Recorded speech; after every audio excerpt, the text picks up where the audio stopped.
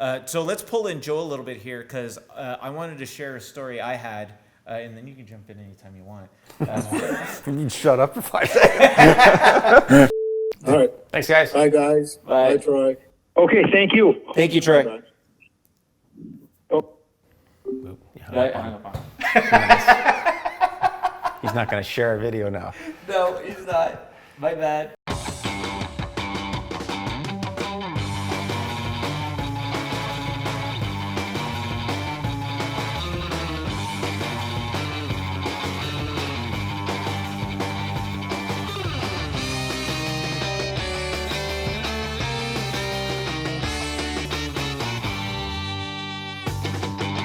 What's up, everybody? Regan and Steven here with Comic Vomit Holiday 2020 edition. We're here to celebrate the glory that is 2020. And we have a very special episode today. Thank God it's almost over. Yeah. Yeah, after our pro wrestling podcast last week, we're kind of coming full circle back into comic books this week. And actually very interesting. We're going to be talking with legendary inker Joe Rubenstein.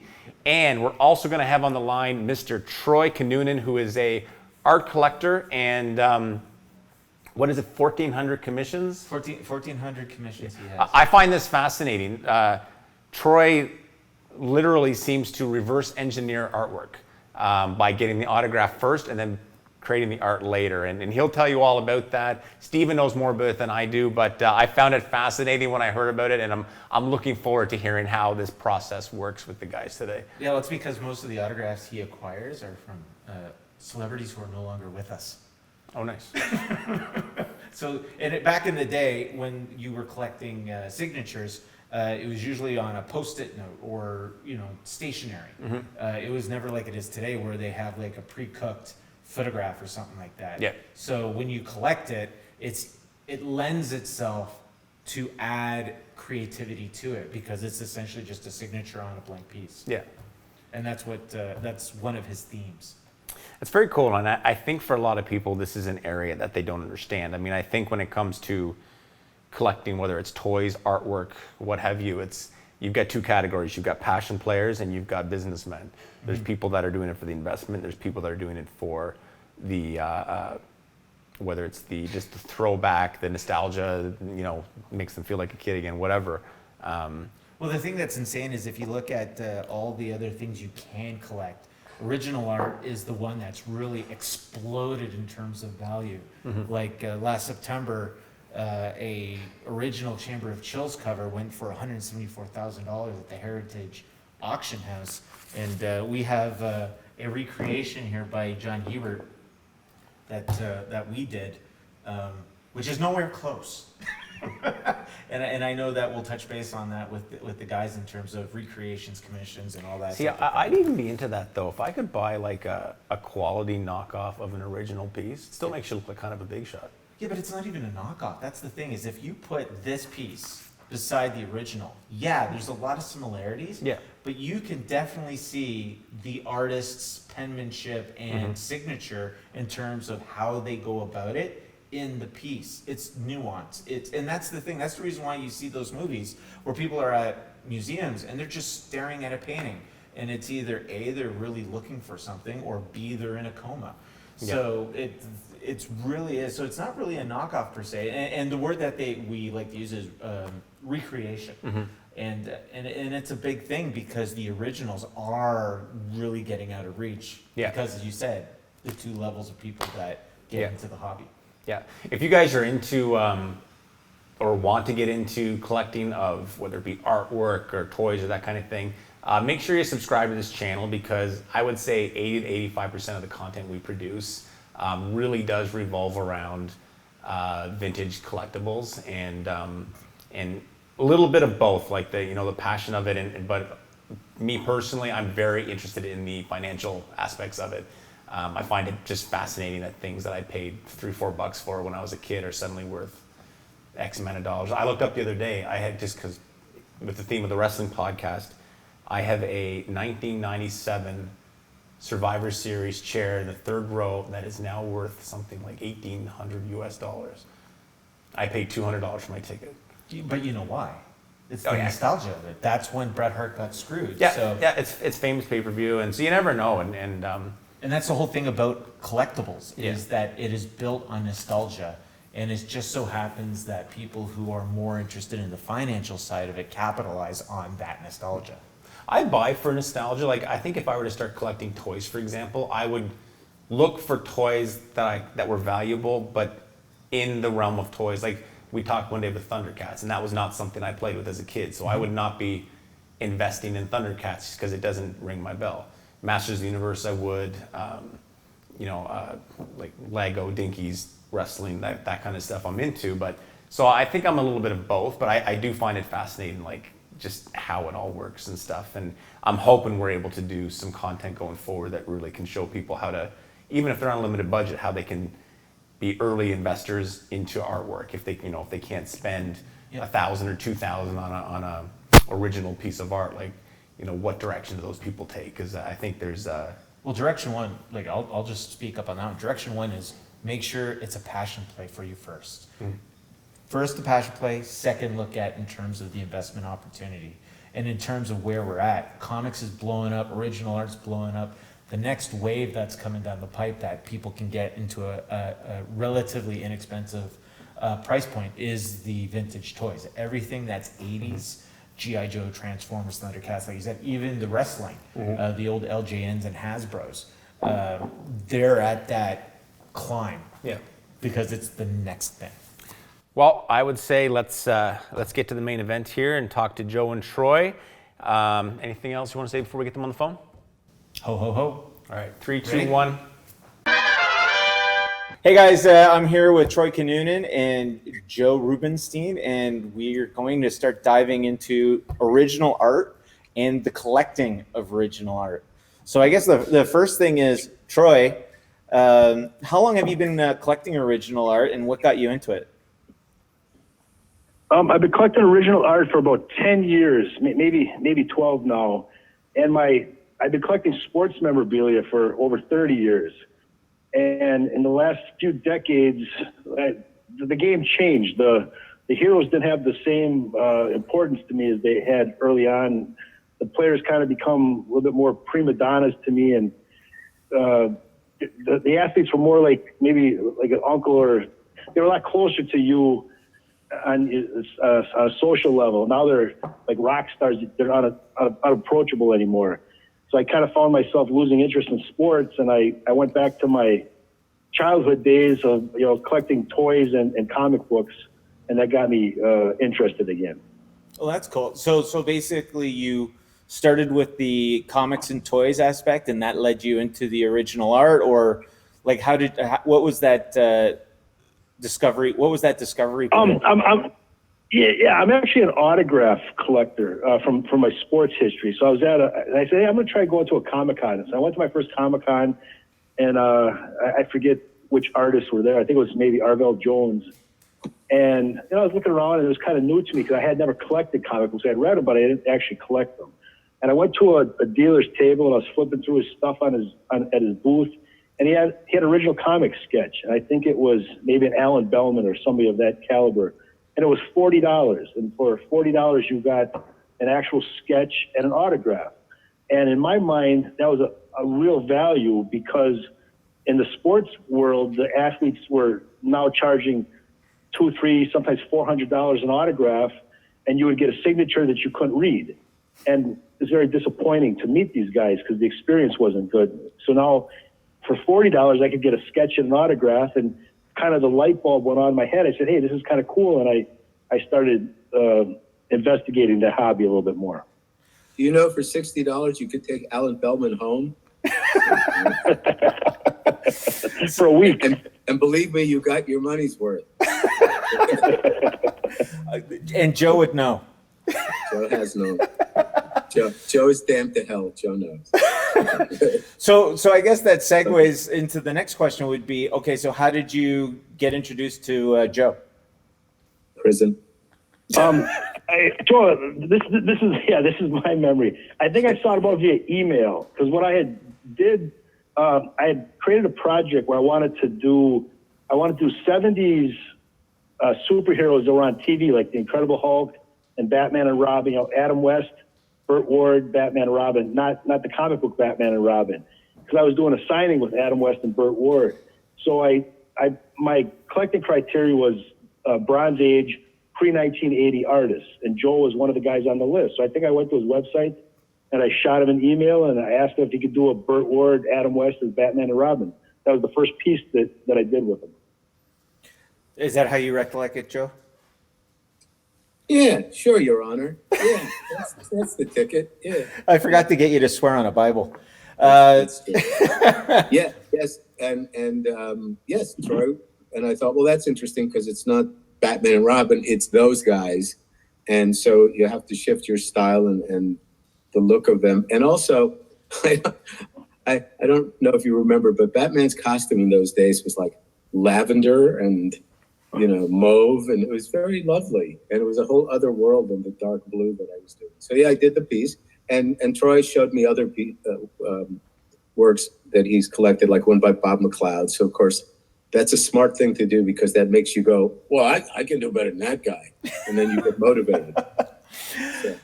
So Troy, it sounds like it was really a passion play that got you into collecting the original art. Can you describe to me at what point, because I know by talking with Joe and seeing some of the stuff that he's been working with you, it's almost like you really did a head deep dive in terms of expanding what you wanted to do, where did you want to go? At what point did you realize that you really wanted to create a collection or curate a personal collection for yourself? It was pretty much immediately. Like I said, I'd always been a lifelong collector, but when I got the first package back from the artist and I opened it up and I saw this completed piece that kind of had my vision, I kind of served as the art director, and I was able to take my idea and work with an artist and work with Joe to make it come to life, and then open up that box for the first time and actually see it completed. It was very powerful, and I was totally addicted, and I was very satisfied. It became my new hobby, and I put my sports memorabilia away. I haven't added to my collection in years now, and I just came up with all these different themes and projects that I wanted to do, and that's what I've been focusing now for the last 10 years. I'm sorry. You know that Troy owns a auction house, so he knows what to collect and where to get it. He's not just a guy off in a corner somewhere. So True. That's awesome. And I guess my next question to that, Troy, was when you do these themes and you select your artists, does the investment or the potential increase in value comes into play for you, or is it just pure passion? It's mostly passion. I've collected 1,400 commissions now since I started, and that's a lot. And I don't do published art. I don't have any interior pages. I don't collect covers. So I just do commissions. And I like the commissions because when an artist was working, it was their job. They had to do the cover, they had to do the inside, but they don't have to do commissions. They do commissions because they choose to, and they want to still give something back to the fans. And that's what I always took away from it. And I saw the effort. So that is what was my major driving force to keep collecting. And then I do feel that there's value there. Again, I compare it to a sports autograph where for $200, you literally get a scribble of a player. You cannot read the autograph. If I showed it to you, if you didn't know who that player was, you would never recognize the autograph. So I did feel there was value there. And I started early enough where a lot of the guys that I've already started aren't with us anymore. I worked with Ken Bald. I worked with Alan Bellman. I had Stan Lee do some of his famous Spider-Man sketches, if you remember those. He wasn't the greatest artist, but it's still a stick figure done by Stan. And some things like that. So yes, there's definitely the financial component, but it's my passion what really drives me. So how do you feel about, one of the comments you said earlier was how you noticed that the price to get an autograph and the value you felt you're getting back was really being diminished in your eyes, which led you to original art and to artists. With the explosion of original art in terms of their value in auctions these last couple of years, have you been feeling some of that coming into the market now with the younger artists? I don't collect the younger artists, so I can't speak on that. But I can speak about how the published pages, take Heritage Auctions for example. They've had many pieces hit the six-figure mark, and a couple of the Neil Adams covers have sold for $400,000, $500,000, $600,000. That's real money. There's a real market there. The cover art, the published art, has crossed the threshold, and it's become an asset class. People are putting real money into it. And I kind of thought that as the market is being ballooned, the prices are being pulled up like a balloon, it's going to price a lot of people out of the market. And those covers are one-on-ones. Only one person in the world can own that at any given time.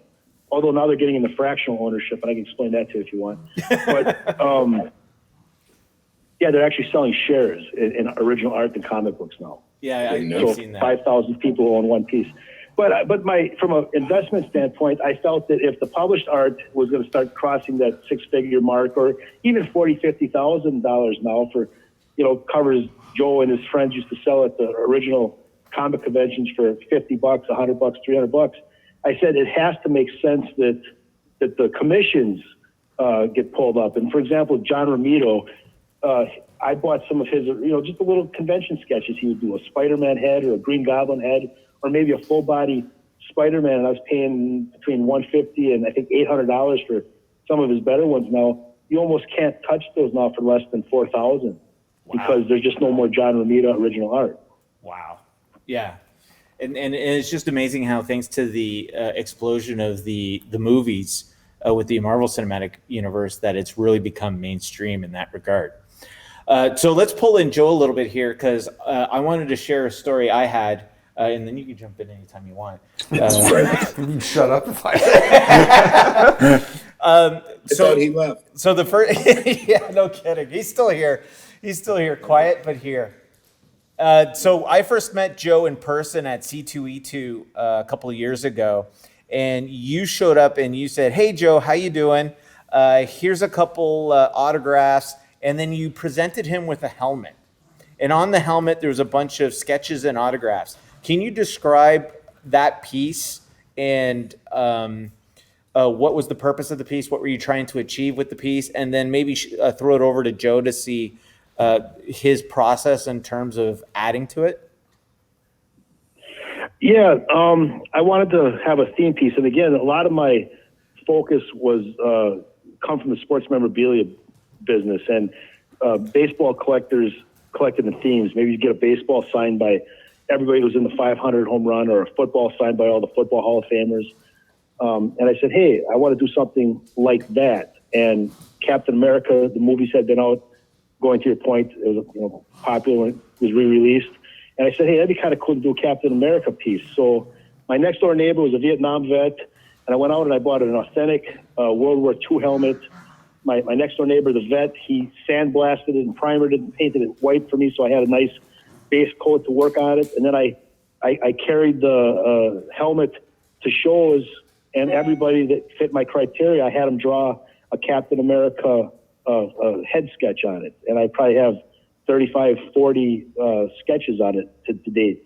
And I got Stan Lee to sign it, and Neil Adams, Alan Bellman, Ken Bald, Joe Staton, Joe, Arvell Jones, Keith Pollard, Ron Wilson.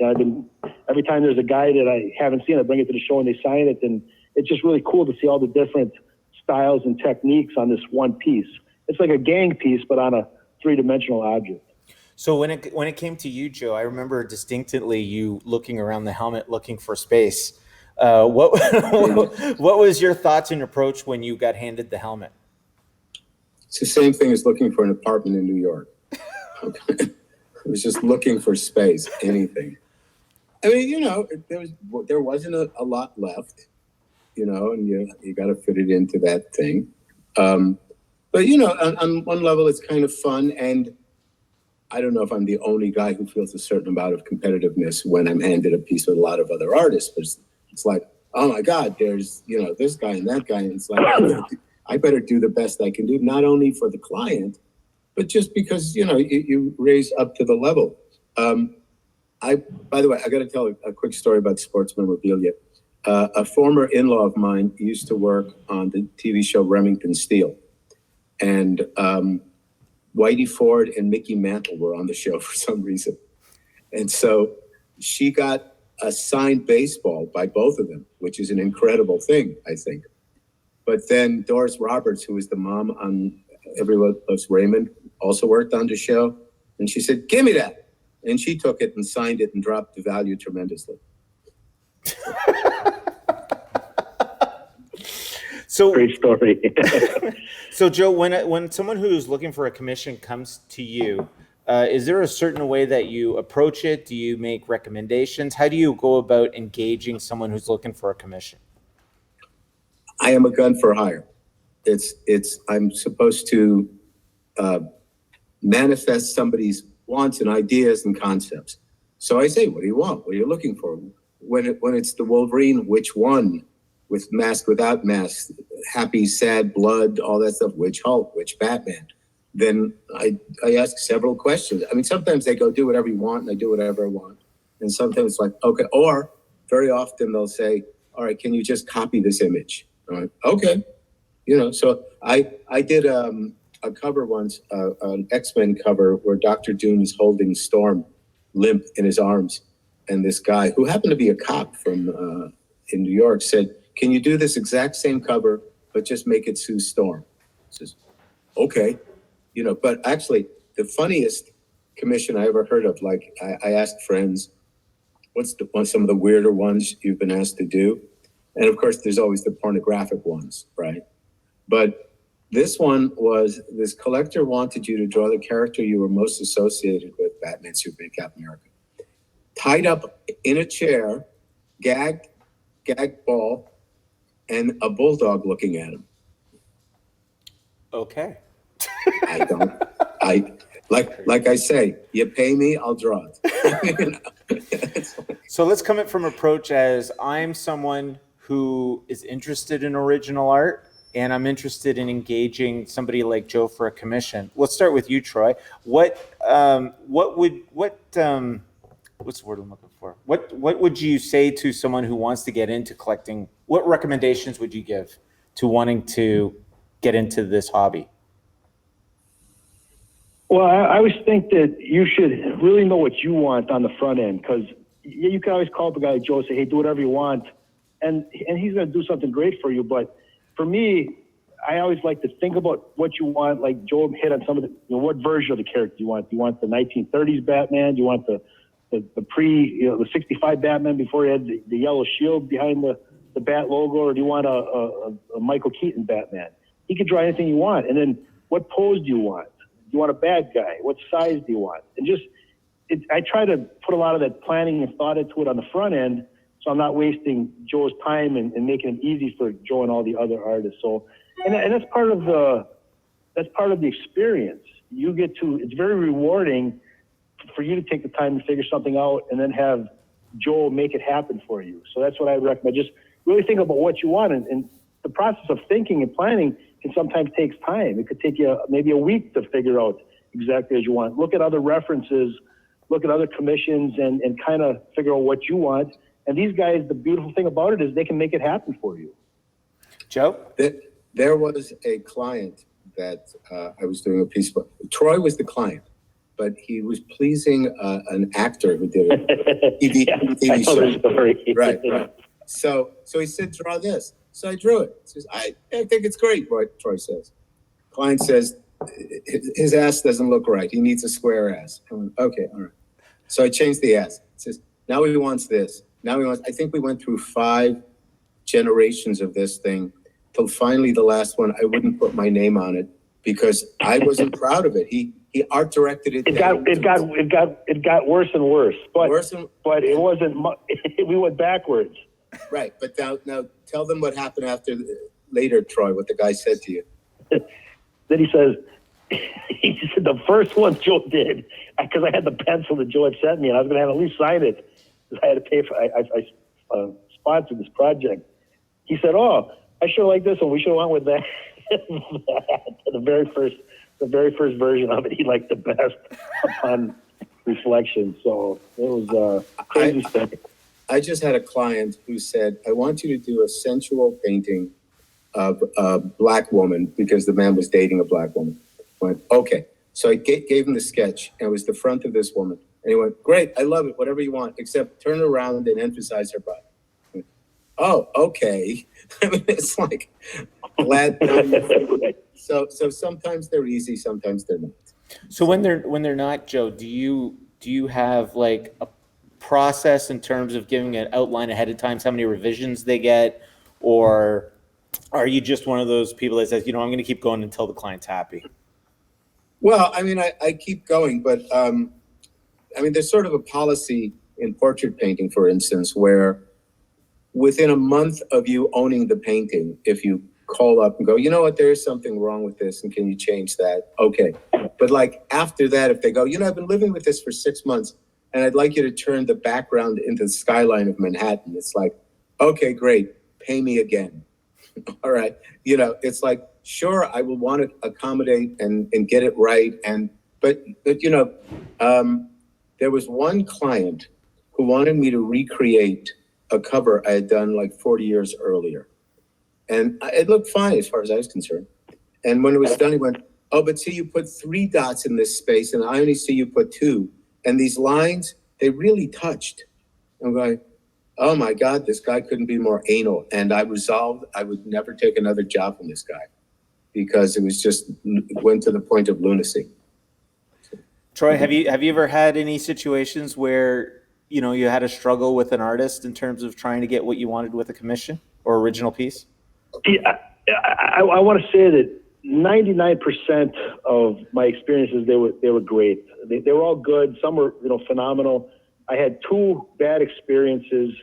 It was one of the first round that I had done. It was my Adam West Award, Batman and Robin, and it was a pretty big name artist. And he sent it to me, and Batman's left arm like 4 times bigger. He had like a water arm, and the proportions were off, and it was just horrible. And I it wasn't like it was even close where you could kind of live with it kind of thing. It was just off. So I emailed him back and I said, hey, I got this. I'm just not happy with this. And he said, send it back. And I got my money back right away. So I was kind of disappointed that he wasn't part of the project, but he did the best he could. He resolved it to my satisfaction. And there was just another artist that just never delivered, The timeline went, month after month after month after month after month. And I got the runaround, and he never did deliver it. And I had to threaten to sue him, and I finally got the refund back. But so those are the exceptions, not the rule. By and large, these guys that work for Marvel and DC, they're professional, and that's why they are who they are, and that's why we see them on the comic books, and they know how to meet a deadline, they know how to take art direction, and these guys are geniuses. So it's really a really fun project overall. I had a client once who had me color Neil Adams' Batman, and he wanted me to add lightning. So I painted yellow lightning. And he went, okay, I'll pay you extra to put a black line around the lightning. And I said, no, it's lightning. It's dumb. And you can pay somebody else to do it. I can't stop you. But at some point you have to say to the client, I don't think this is getting better. I think your direction is wrong. Now you have to be diplomatic like anything else in life. But it's like, I think what you were thinking isn't really going to work. And after I explained it to the guy, he didn't make me do it. But the thing is, it leaves your hands. There's a long history in art of the client cutting down a piece of artwork because it fits better in the frame he's got. He has something painted over it because he wanted that, so it's their artwork. But in effect, I think a piece of art technically is owned by the client, but is really owned by humanity. And the client just has it on loan to them till the next generation. So I think if the concept was resolved by the artist, leave it alone. So I'd like to expand on that, if you don't mind. Let me expand on that quick, because when I told you that I have a strong idea of what I want, it's really in a more general way. As far as the actual details of the piece, you do have to trust the artist to do it, because they really know what you do. I tell people in my business all the time, the customer is not always right. If you're a professional, people are coming to you for advice, and that's why you're the expert. I'm the expert in my field, and you have to sometimes operate that way because the customer really doesn't know what they want because they don't have the expertise or the education to know what they want, and that's why you go to a pro. And it's a rare time when another artist commissions one and goes, yeah, do what you want. I know what it's like. You know, it's so, you know, if Bill Sienkiewicz is supposed to do something for me, I'm not going to tell him I'd like a blue one. You know, it's like, Bill, do Batman. You do you. So just to put a bow on it, if you looked at being a collector of original artwork and commissions, there's a lot of parallels, like you said, with sports collecting, comic books, toys. But it feels like when you do the original route, there's a lot more of an intimacy, engagement, and customization that you just can't get with other collectibles. Would that be? I think the client has more fun because now it's like there's an involvement, and let's hope that whatever their idea was, very often you go, oh, it's better than I thought. That's what I'm trying to do here, you know. So I think it's one thing to just walk in at 7-Eleven and grab and go, but it's another thing to contribute to the process. Any final thoughts, Troy, you'd like to share with us on collecting original art? No, but if anybody's listening, I highly recommend getting into the hobby, and you can have commissions done at any price point by a myriad of artists that are available. I know that with the pandemic going on right now, there's not a lot of shows, so a lot of the artists, they're working from their home, so you can reach out to them on Facebook or email them, and they're looking for work, so you'll be able, there's a lot more guys that are accessible, and you can get things done that you get a simple headshot to a cover recreation, whatever you want. There's something for every budget, and it's a good investment, and I think you're going to be really rewarded. It's one of the most rewarding hobbies I've ever been involved in, and I really become passionate about it, and I love it, and I'm just thankful for all the guys like Joe that make themselves available to us collectors. And if I could do a quick plug for Joe. So before you jumped on with us, Joe, Troy and I were discussing your amazing watercolor paintings. When you go to shows, everybody likes to put you in the box as a legendary inker. And I really think that they're missing out on the boat. And I've got a couple of your examples here that I'm putting up, which is your Degas ballerina and your Wolverine here. And I'm just showing the camera here. So to echo Troy's sentiments, reach out to artists that you are attracted to. Give Joe a call because his paintings are phenomenal. And you can check out all his stuff at mbartist.com and at their individual websites. I want to thank you very much for this lovely conversation, guys. It was really enlightening in terms of your approach to collecting, Troy. And is there a theme that you're working on right now you want to share? I'm working on I do 1970s TV shows. So the next round I'm going to do is I'm going to have all the Bronze Age artists do Linda Carter as Wonder Woman. That's awesome. I've done that. I painted her a couple of times, her portraits a couple of times. I think the shorter list is what haven't you done, Joe? That might be a future podcast.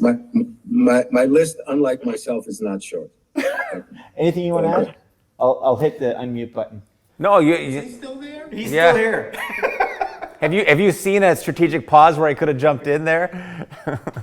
No, I mean, you asked most of the stuff I was thinking. Like, I'm actually very fascinated by the commissions side of it. Yeah. Because that's what I was curious about is really who's leading the creative when it comes to these. Because even as a cinematographer, I've got hundreds of videos out there that I hate.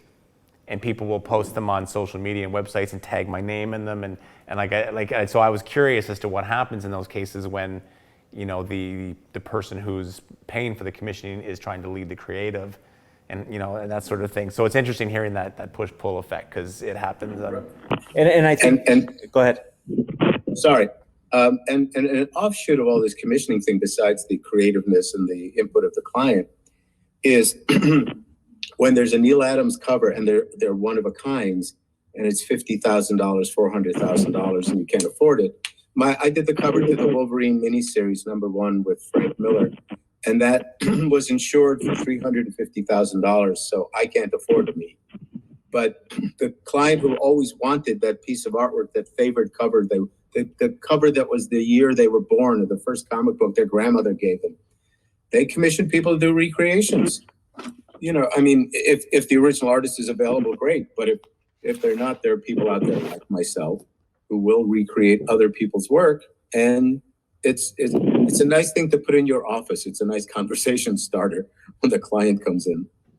Do you ever have that concern, Joe, like when you're doing a piece, if you are being heavily dictated, that it can hurt your brand when it gets done? Like, is that usually when you draw the line and start pushing back, if you're afraid that something with your name on it is going out there that you're not happy with? Well, like I said, the piece I did for Troy, where the client, the sub-client, over art directed, it got to the point where it says, I don't believe in this anymore. I did what they wanted me to do, but I'm not putting my name on it. That you do make compromises, and a client, you may want, like for instance, I did a Batman piece where it was more in reds and pinks because everybody always does him up against a blue dark sky. And then the next client said, okay, well, this one I want blue. I went, okay, you know, I mean, it's not like I was just trying to be a little bit more different, and they had a concept. So I'm not going to tell a person you don't know what you're talking about or you don't know what you want. I'll just say, how can I fulfill your needs and still make the artwork itself work? Because, you know, nobody's going to stand there looking at it 10, 20, 50 years from now and explain, well, Joe didn't want to do this, but the client made him. You know, it's like, make it as good as you can within the parameters of what's been discussed and agreed to. That's it. Cool. You tapped on everything else. All right. Hey, guys, I want to thank you very much for your time, and happy collecting. And Joe, I know we'll be touching base soon on more stuff that you're going to be punching out for your website. I will. All right. Thanks, guys. Bye, guys. Bye. Bye, Troy. Okay, thank you. Thank you, Troy. Bye. Oh, You hung up on him. He's not going to share a video now. No, he's not. My bad. No, that's interesting. As I said, you jumped in most of the things I was thinking. Like I love hearing about that end of things from commissioning, because I go through that all the time with cinematography and people basically who shouldn't be sometimes dictating, but they are also funding a project. So how much pushback can you give a person and stuff? But for someone like Joe, who probably makes a significant income off commissions, Yeah. You want to protect your brand while making sure the client is happy, and it's the word I'm looking for, fine line. Yeah, and the great thing about artists is that, like, Joe has his own methodology and way of doing things, and each artist is different. Mm-hmm. And that's the thing about being an artist, is they're all creative, except the creative is you're never going to find an artist that hits the same beats as another. So that's another interest in terms of the collections. And the great point that Troy brought up is that, you know, if you can't, and echoed by Joe, is if you can't afford the one-to-one, go for a recreation of it. And like everything else in the conversations we've had, whether it's toys, comics, wrestling, it's passion. It's collect what you like, and everything else will come into play. The one thing we didn't ask Troy that I'd be kind of curious about, because I think he had mentioned that this is a passion play for him. Yep. But I would be curious if he ever got an autograph commissioned for the art to be made and sold it for profit, in terms of like the investment side of it.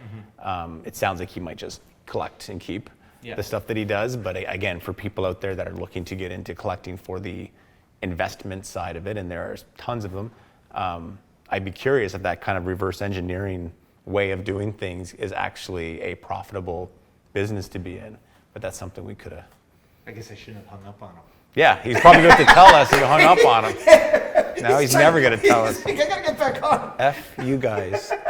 He's writing on our wall right now. Screw you guys, I'm going home. That's it for this week, guys. Thanks so much for tuning in, and we will be back next week, or we may not be now because we're pushing Christmas. Christmas is almost here. We're going to be shutting down for 2 weeks. Yeah, so may or may not be showing up over the holidays. I'm waiting for my toy box to get mailed to me, so that'll be a big episode coming up. But if not, happy holidays to you guys. Hope you enjoy your Christmas. If you're looking for those last minute gifts, www.mbartist.com. It has links to all the subsites of all of our artists. Some great works of art on there. New stuff comes up every month. Definitely check that out. Have a great weekend, and we will talk to you guys soon.